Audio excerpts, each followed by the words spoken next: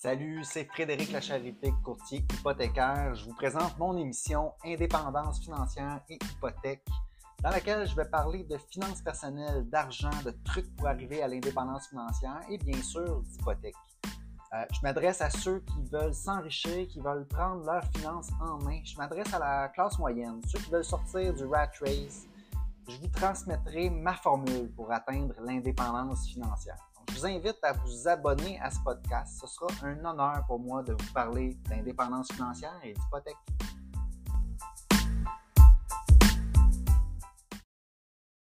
Salut, c'est Frédéric Lacharité, courtier hypothécaire. Vous écoutez Indépendance financière et hypothèque. Aujourd'hui, épisode numéro 14, je parle comment faire son budget avec Quicken. Bon, là, l'idée, c'est plutôt de sensibiliser à faire son budget. Je veux partager la façon que j'utilise, moi, pour faire mon budget depuis 20 ans. Je fais ça depuis longtemps. Évidemment, ma façon de faire n'est pas la seule. OK? Tout de suite, je le dis, ça peut être un peu compliqué, c'est pas pour tout le monde. Moi, ça a bien fonctionné dans mon cas, puis c'est pour ça que je partage avec vous ce que je fais.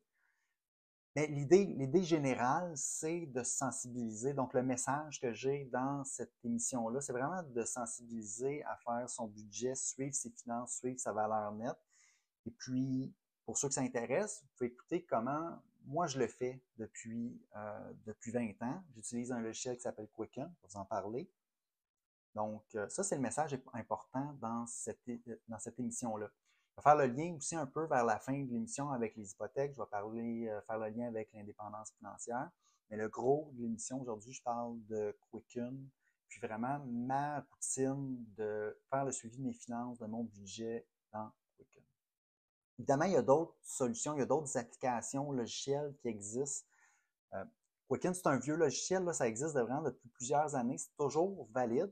En passant, Quicken, il y a toujours c'est toujours supporté. Il y a des nouvelles versions qui sortent à tous les jours. Moi, je suis comme abonné maintenant. C'est un logiciel desktop que j'utilise sur Windows. Il y a une version Mac, OK, que j'ai essayé, mais qui est un peu différente. Hein. Ils ont comme deux équipes, on dirait. Ils ont une équipe de développeurs qui font la version Mac puis la version Windows. J'ai essayé la version Mac, puis comme j'étais comme trop habitué à celle sur Windows, il me semblait manquer des choses sur Mac. Celle sur Windows, c'est celle qui est la plus complète, c'est la plus mature. Donc, moi, j'ai continué à utiliser celle-là. Maintenant, je paye par année un abonnement. Je reçois les mises à jour pour que ce soit toujours la dernière version, la plus récente. Il a fallu que je m'installe sur mon Mac un logiciel qui s'appelle Parallel pour faire rouler la version de Windows parce que, évidemment, c'est la version de Windows de Quicken, donc ça me prenait Windows. Puis comme j'ai un Mac, mais ça me prend tout ça, ça me coûte quand même ça m'a coûté assez cher d'investissement juste pour avoir mon logiciel Quicken parce qu'en réalité, j'utilise pas Windows autre que pour ça. Mais bon, mais c'est ça, c'est pour vous dire exactement ce que j'utilise. Mais évidemment, comme je disais, il y a d'autres applications plus récentes. YNAB, peut-être que vous avez regardé, vous êtes déjà tombé là-dessus si vous avez fait une recherche sur Internet. C'est l'application You Need a Budget. C'est plus moderne comme application. Pour de vrai, je ne l'ai pas utilisé, je ne pourrais pas vous en parler. Je sais que j'écoute beaucoup l'émission de Dave Ramsey. J'en ai déjà parlé dans d'autres épisodes. Dave Ramsey, c'est un gourou en finances personnelles aux États-Unis, dans le Midwest américain. Lui, il parle souvent de l'application Every Dollar. Je sais qu'elle est disponible pour les Canadiens aussi, la version web. Je ne l'ai jamais utilisée, mais ça a l'air très bien. Puis c'est un logiciel d'une façon, elle a l'air assez simple en fait, celle de Dave Ramsey. En fait, c'est ce qu'ils disent là, elle est vraiment facile à utiliser. C'est un budget par enveloppe. C'est ça, je vais en parler, les budgets par enveloppe. J'en ai déjà parlé dans l'épisode numéro 3, l'épargne, comment augmenter ses dépenses de façon intentionnelle. Je parlais dans cet épisode-là comment c'est important de garder ses dépenses sous contrôle puis de l'augmenter au fur et à mesure qu'on progresse, qu'on chemine vers l'indépendance financière. Donc, si vous voulez en savoir plus encore sur le budget, peut-être aller réécouter l'épisode numéro 3. OK, je parle du budget par enveloppe. C'est quoi le budget par enveloppe?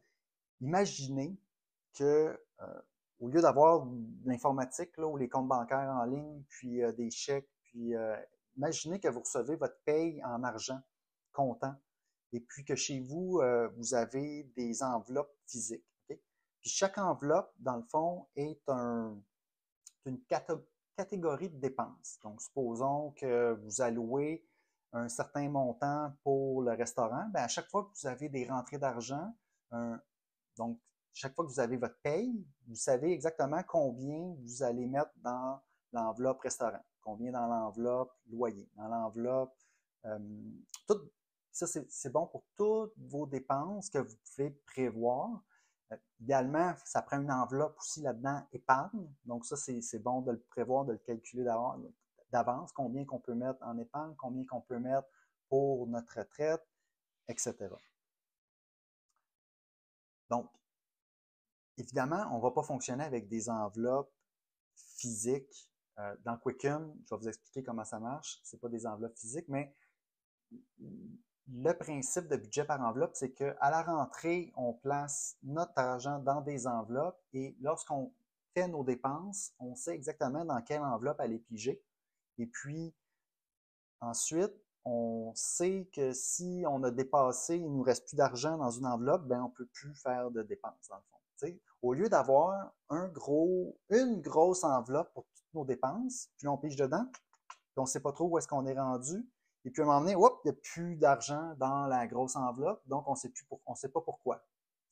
C'est un peu ça l'idée d'avoir un budget par enveloppe, c'est vraiment de compartimenter nos dépenses pour être certain que on se réserve assez d'argent pour payer tous les postes de budget parce que, bon, OK, tu sais, l'épicerie, évidemment, il y a certaines dépenses que c'est peut-être plus facile, on y va plus souvent au courant du mois, mais il y a des grosses dépenses qui peuvent arriver qu'on fait comme peut-être juste une fois par année, comme les taxes municipales scolaires. Ça, souvent, c'est des montants qui vont arriver à certains moments de l'année. Si on ne l'a pas budgété, ça peut être problématique. On ne veut pas toujours être en mode urgence que oh, j'avais pas pensé à telle dépense. Là, maintenant, ce mois-ci, il me manque de l'argent pour payer mon loyer. T'sais, on ne veut pas se retrouver dans cette situation-là. Même chose avec, je ne sais pas moi, l'électricité.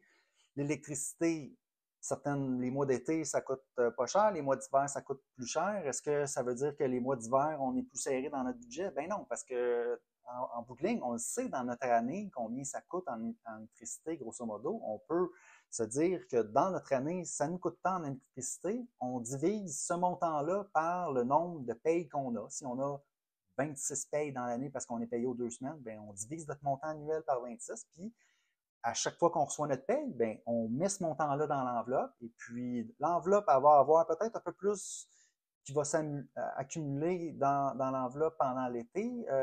Puis l'hiver, peut-être que là, l'enveloppe va arriver proche de zéro, mais on va arrêter de stresser avec ah, on est en hiver, donc là, on manque d'argent.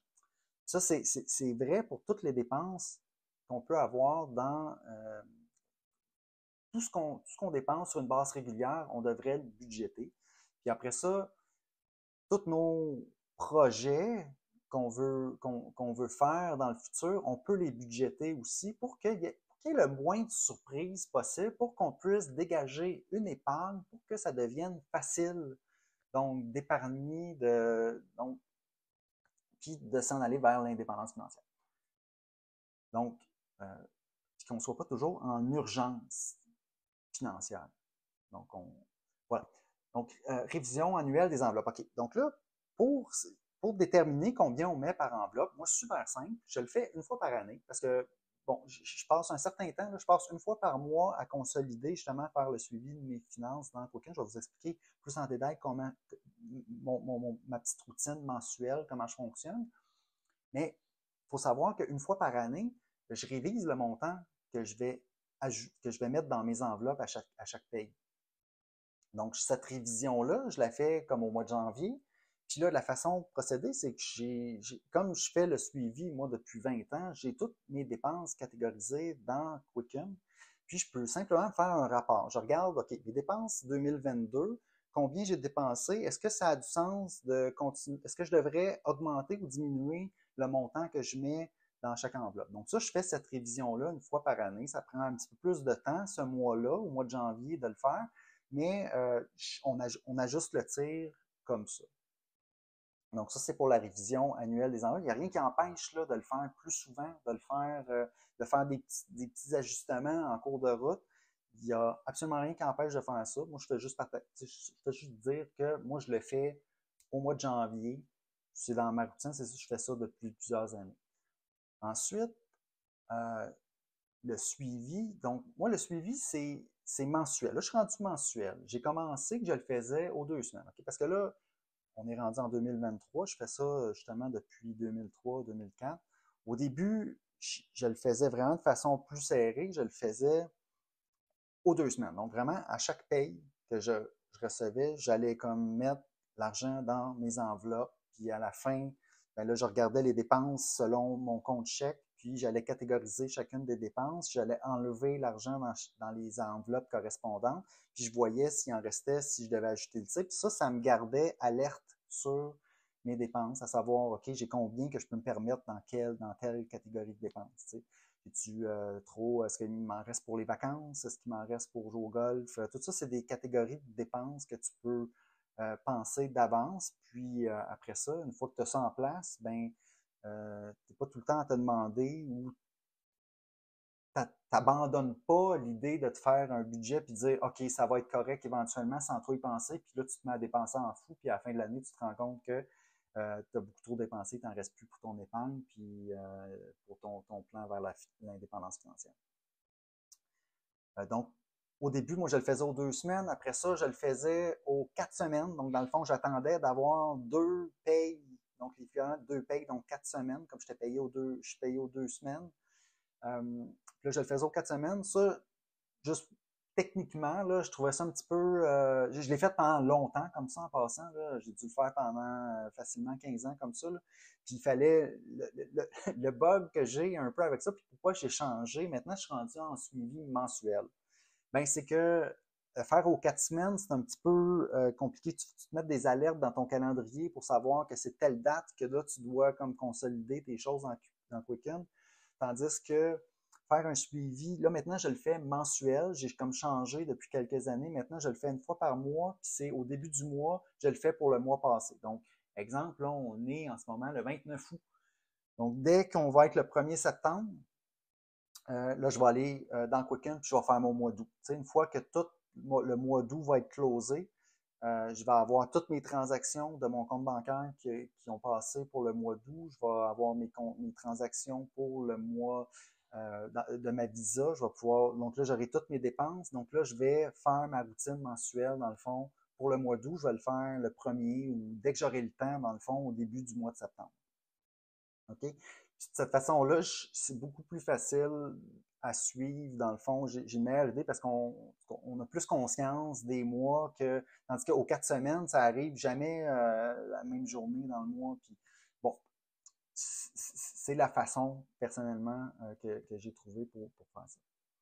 Ensuite, évidemment, là, je parlais d'enveloppes, puis je disais que j'ai pas des enveloppes réellement. J'ai pas réellement d'enveloppe physique pour faire mon budget. J'utilise les comptes dans Quicken. Dans Quicken, il y a plusieurs types de comptes. Là, c'est super complet comme logiciel. Mais pour un compte donné, OK, tu peux dire que ce compte-là est séparé. OK? Puis ça, c'est vraiment la clé, ce setting-là dans Quicken. C'est ce que j'utilise pour dire ces comptes-là sont mes comptes enveloppe versus le reste, c'est mes vrais comptes. Les vrais comptes, eux, dans le fond, sont calculés dans ma valeur nette, sont calculés dans les rapports de catégorie. Donc, toutes mes dépenses sont. Et puis, j'utilise les comptes séparés, donc, dans le fond, mes comptes enveloppes pour faire le suivi de mes enveloppes en parallèle. Puis ça, ben, c'est pour éviter à avoir plusieurs comptes bancaires pour être capable de faire le suivi de son budget. Tu sais, parce que moi, j'ai un seul compte chèque. J'ai le compte de ma carte de crédit et tout est là-dedans. Donc, si je me fie juste au solde de mon compte chèque, j'ai pas de façon de savoir où est-ce que je suis rendu. Et puis là, moi, des enveloppes, là, je voulais être capable d'y aller comme je voulais. Si je veux avoir 20 enveloppes, mais là, j'en ai pas 20, là, mais si je veux 20 enveloppes, je veux pas avoir à me à m'ouvrir 20 comptes différents, puis là, faire des transferts dans ma plateforme bancaire vers mes différents comptes. Tu sais, je suis conscient qu'il y a des banques, exemple Tangerine, permet un peu de faire ça. Tu peux t'ouvrir plusieurs comptes, puis transférer l'argent dans un, dans l'autre pour un peu, ça peut un peu servir de budget par enveloppe, d'utiliser les vrais comptes bancaires. Par contre, c'est lourd, là, tu sais. Je sais que ma façon aussi est lourde, là. Sauf que moi, j'aimais mieux le faire dans un logiciel. Dans un logiciel, là, faire un transfert en deux comptes, là, écoute, les montants s'ajustent, puis j'en fais pas, tu sais, je peux faire beaucoup de transferts dans mon logiciel Quicken, puis c'est beaucoup moins lourd que de le faire dans des vrais comptes bancaires, mettons, sur Tangerine. Puis, tu sais, si je décide d'avoir 20 comptes d'enveloppe dans Quicken, ben ça me coûte pas plus cher, là, tandis que faut voir dans les banques le nombre de comptes qu'on peut avoir. Il peut y avoir des frais liés à ça, là. Tu sais, moi, j'aime mieux avoir, dans le fond, mon compte bancaire, c'est mon compte chèque. Puis il y a un avantage d'avoir tout l'argent, dans le fond, dans le compte chèque, c'est que quand, chez Desjardins, quand tu as un solde minimal, tu n'as pas de frais de forfait mensuel. Donc moi, dans le fond, mon compte bancaire, il ne me coûte rien.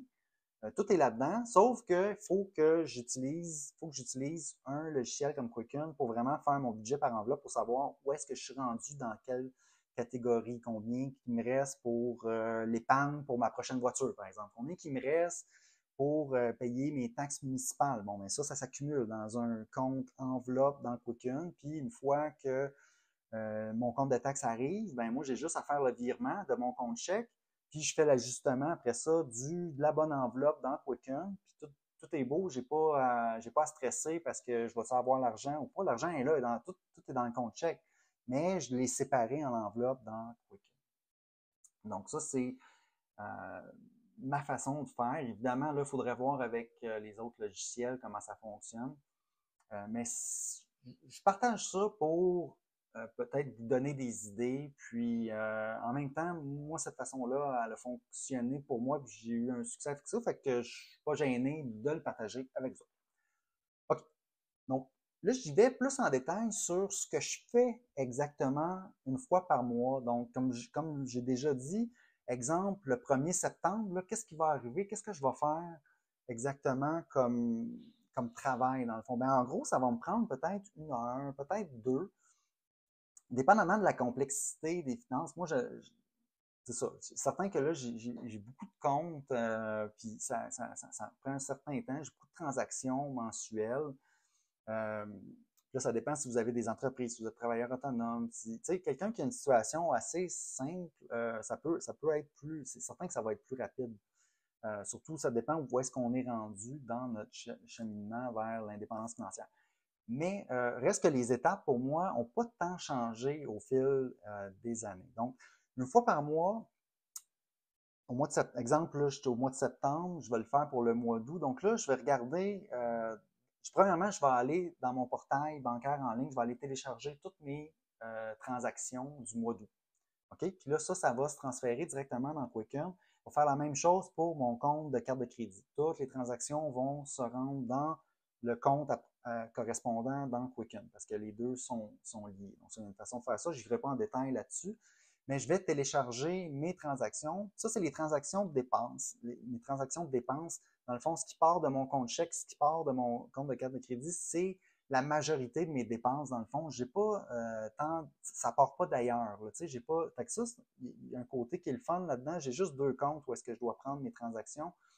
Après ça, c'est certain que j'ai d'autres comptes, des placements, tout ça, mais j'y vais plus manuellement. Pour le reste, c'est pas nécessaire parce qu'il y a beaucoup moins de transactions enregistrées. La majorité des transactions partent de ces deux comptes-là. Donc, c'est pour ça que je les télécharge, je les amène dans Quicken. Et puis là, première chose que je fais, c'est que je prends les rentrées d'argent. OK? Les rentrées d'argent, je les enregistre. Donc, ça, c'est typiquement le paye, le chèque de paye qui est déposé directement dans notre compte. Je les enregistre. Et puis, ensuite, je vais le transférer, je l'ajoute dans mon budget, donc dans mes enveloppes. J'ai une enveloppe qui est l'enveloppe zéro. J'ajoute, là, je n'ai pas de temps en détail, je l'explique grosso modo. Le but, c'est pas que vous compreniez exactement là, comment je fonctionne, mais je vais essayer de l'expliquer là, au meilleur de ce que je peux faire là, dans une présentation verbale comme ça, sans appui visuel. En gros, chaque rentrée d'argent, je la mets dans une première enveloppe. Je l'appelle mon enveloppe zéro, dans le fond. Cette enveloppe-là, au début de ma consolidation de budget est à zéro, puis à la fin, elle va être à zéro aussi. Donc là, la première chose que je fais dans cette enveloppe-là, c'est que je mets mes rentrées d'argent. Ensuite, à partir de cette enveloppe-là, je vais transférer les montants préétablis de mon budget dans chacune des enveloppes. Donc, restaurant, comme je disais, taxes. Là, je n'ai pas la liste de mes enveloppes devant moi. Là, j'en ai dans le fond une dizaine. J'ai épicerie. En fait, maintenant, j'ai une enveloppe qui est dépenses courantes. Puis ça l'englobe plusieurs choses là, parce qu'à un moment donné, tu te rends compte que c'est ça, là, tu ne veux pas nécessairement découper de façon très fine parce que ça peut devenir compliqué. Mais il y a certains postes comme, exemple, l'électricité. Il y a certains postes que c'est vraiment le fun d'avoir sa propre enveloppe. Donc, les vacances, voyages, entretien de voiture, ça, c'est tout pour moi des enveloppes différentes. Évidemment, ça, c'est selon votre situation personnelle. Vous aurez vos propres enveloppes, ce que vous devez budgéter. Si vous décidez d'aller avec un système comme ça de budget par enveloppe. Donc, première étape, mettre les payes dans l'enveloppe zéro. Ensuite, prendre l'argent de cette enveloppe-là, les distribuer, donc faire votre distribution mensuelle ou par périodique vers vos enveloppes. Ensuite, ce que je fais, c'est que je retourne dans mon compte chèque, dans mon compte Visa, et puis là, j'enregistre chaque dépense. Puis chaque dépense, dans Quicken, tu peux spécifier la catégorie, puis tu peux spécifier un tag ou une étiquette. Mais moi, le logiciel de Quicken, en passant, il est en anglais. Hein. Il n'y a pas de version en français. Il y en avait une jadis, comme en 2007, je pense, mais ils l'ont discontinué. Maintenant, la nouvelle version Quicken Windows est en anglais. Donc, pour chaque dépense qui part de ton compte chèque ou de ton compte Visa, tu peux attribuer une catégorie, puis tu peux attribuer un label, une étiquette. Moi, ce que je fais, c'est que les catégories, j'en ai beaucoup. Pour chacune des dépenses, je les catégorise au plus fin que je peux ou au plus fin que j'ai besoin, parce que ça, c'est pratique plus tard, parce qu'après ça, tu peux te faire des rapports sur l'année, combien j'ai dépensé dans telle catégorie. Donc ça c'est une chose, les catégories. Mais c'est séparé de mes enveloppes. Ce que j'utilise pour mes enveloppes, ce sont les étiquettes. Donc, dans l'étiquette de la transaction, je vais mettre dans quelle enveloppe je veux attribuer cette dépense-là. Les enveloppes, il y en a beaucoup moins en passant. Mais, je peux avoir, exemple, 10 enveloppes dans mon budget, puis des catégories, je peux en avoir peut-être 60 que j'utilise. Là, je peux y aller plus fin en catégorie que dans les enveloppes. Parce que les catégories, on peut vouloir faire des rapports spéciaux avec ça. On peut vouloir faire le suivi de ses dépenses, de notre travail autonome, par exemple. On peut vouloir faire plein d'autres choses dans Quicken avec ça. C'est pour ça que pour moi, c'est important que ce soit séparé le budget par mes enveloppes versus les catégories de dépenses. Donc là, je vais enregistrer chacune des dépenses, je vais attribuer les catégories, je vais attribuer l'enveloppe dans laquelle je veux que cette dépense-là parte. Et puis, je fais ça pour tout mon mois, pour mon compte chèque, mon compte Visa. Ensuite, je me fais des rapports et puis je vais ajuster mes enveloppes. Parce qu'évidemment, là, le Quicken n'a pas été fait, moi je l'utilise de cette façon-là, il n'a pas été fait pour faire un budget par enveloppe tant que ça, Quicken, OK? Moi, c'est vraiment la façon que j'ai trouvée pour le faire. Donc, il faut après ça se faire un rapport mensuel par tag, par étiquette, dans le fond, pour aller ajuster ces enveloppes de façon pour refléter ce qui s'est passé dans le mois dernier. Une fois qu'on va avoir ajusté toutes nos enveloppes pour bien refléter ce qui s'est passé dans le dernier mois, bien là, on va voir ce qui reste dans les enveloppes. Est-ce qu'il y a des enveloppes qui sont rendues négatives? Ça peut arriver. Là, dans des comptes dans Quicken, tu peux les avoir négatifs. Parce que à ce moment-là, quand j'ai des enveloppes négatives, je vais vouloir peut-être aller piger dans d'autres enveloppes pour lesquelles j'ai fait moins de dépenses que prévu, puis je vais vouloir ajuster les choses un peu comme ça. Ultimement, tu peux le prendre dans ton enveloppe d'épargne, exemple, pour payer des dépenses qui ont été over budget. Évidemment, c'est pas recommandé du tout. Moi, j'essaie, l'enveloppe épargne, c'est la dernière enveloppe que j'essaie de que je vais toucher pour essayer de payer mes dépenses qui ont été over budget. Donc, mais bon, à la fin du mois, on peut jouer un peu avec ça, puis on voit combien il nous reste, puis ensuite, ben là, je sais combien que je vais aller mettre dans mes placements, combien je vais aller mettre. Donc, une fois que tout ça c'est fait, j'ai vu, donc j'ai certains virements à faire, et puis si on doit ajuster le budget rendu là, on le fait. Et puis, voilà, ça fait le tour, dans le fond, de ma routine mensuelle. Je vous ai expliqué pas mal les comptes virtuels, enveloppes, les comptes réels, un peu c'est ça, donc les étapes à chaque mois. À la fin, mon enveloppe zéro, elle revient à zéro parce que tout ce qu'il y avait en surplus dans cette enveloppe-là, je le pousse dans mon enveloppe épargne. Puis là, à partir de mon enveloppe épargne, ben là, je vois combien que j'ai. Et puis, évidemment, j'en ai toujours un minimum parce que je l'ai budgété. Et puis, après ça, je fais les virements appropriés de mon compte chèque vers mes comptes de placement pour investir. Idéalement, ça, en passant, on devrait peut-être le faire de façon automatisée pour que ça parte avant que, en fait, qu'on ait même le choix de faire le virement. Parenthèse. Donc, là, je suis rendu à la partie où est-ce que je fais le lien avec l'hypothèque. Pourquoi qu'on parle de budget? Ben peut-être qu'on est rendu donc dans notre budget, on veut acheter sa première maison. À ce moment-là, c'est super bon de faire son budget pour savoir combien qu'on peut se permettre par mois pour acheter. Donc ça, c'est très bon. On peut faire cet exercice-là. Évidemment, quand on veut acheter sa première maison, on peut aller voir la banque, on peut aller voir un courtier hypothécaire pour connaître sa capacité d'emprunt. Mais c'est bon aussi de faire son budget puis de voir combien qu'on veut allouer.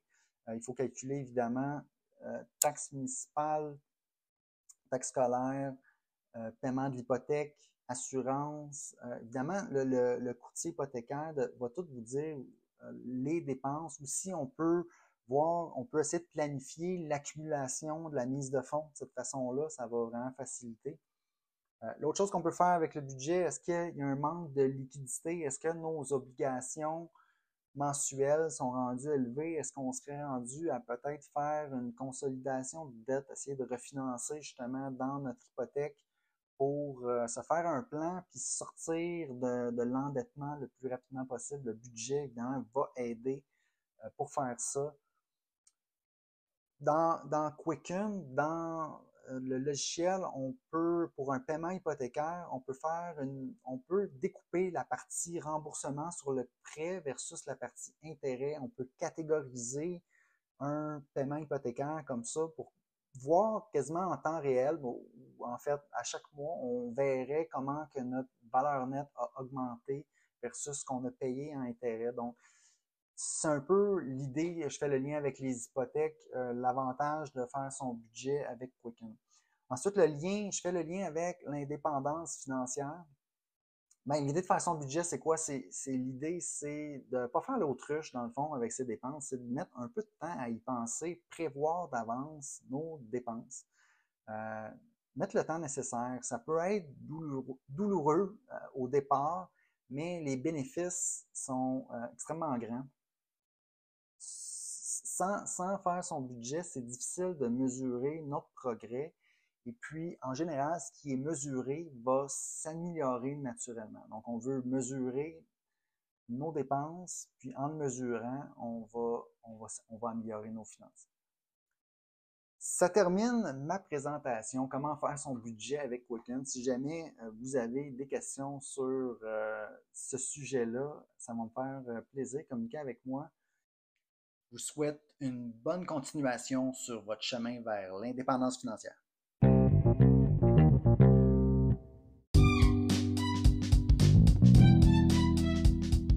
Alors, si vous avez apprécié l'émission, je vous invite à vous abonner. J'ai aussi une page Facebook à laquelle vous pouvez vous abonner. Ça s'appelle Frédéric Lacherté, courtier hypothécaire. Vous verrez passer mes publications hypothécaires quotidiennement. Si vous avez des questions ensuite d'hypothèque pour moi, achat, renouvellement, refinancement, N'hésitez pas à communiquer avec moi en prenant un rendez-vous. L'adresse parleravecfred.com.